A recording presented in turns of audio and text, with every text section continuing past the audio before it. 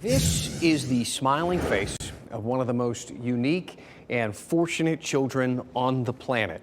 At just 18 days old, Owen Monroe made history when surgeons at Duke Children's Hospital made him the first person in the world to receive a partial heart transplant, and his story is remarkable.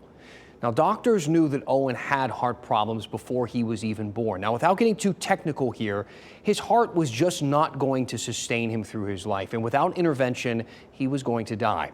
That's when doctors at Duke sat down with his parents, Taylor and Nick, and said, "We have an idea." They wanted to try something that had never been done before, to transplant a portion of a donor heart, living tissue, to replace the parts of Owen's heart that weren't working properly. He was less than a month old when the surgery took place. His heart was the size of a strawberry, and the team at Duke delivered. Now, more than a year later, and Owen's progress has been remarkable.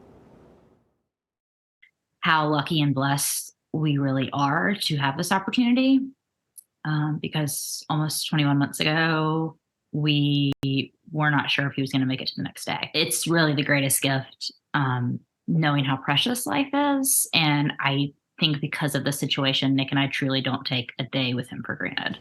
Now, this whole procedure is groundbreaking for a few reasons. First, up until now, Owen's more likely option would have been to do the same procedure, but with tissue from a cadaver. That tissue won't ever grow. So, as Owen got bigger and his heart grew, he'd need repeated surgeries over and over, increasing the risks for complications each and every time. But with this surgery, the tissue grows with him.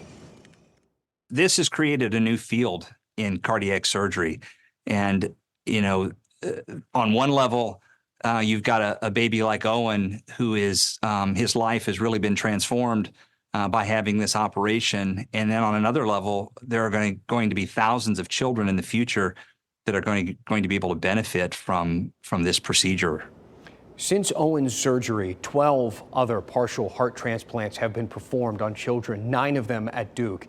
And something else to consider here, this also changes heart donation as a whole. This means that one heart won't only help just one person. Doctors can now use various parts of a single heart to help a number of children. To say that this will change lives is simply an understatement. Oh, exactly. The picture behind you, his face is the face of hope for so many people for generations to come. I was talking to the doctor, and he said, if you're going to have a poster child for this amazing procedure, they sure got a cute one, didn't they? What a cute and happy little boy.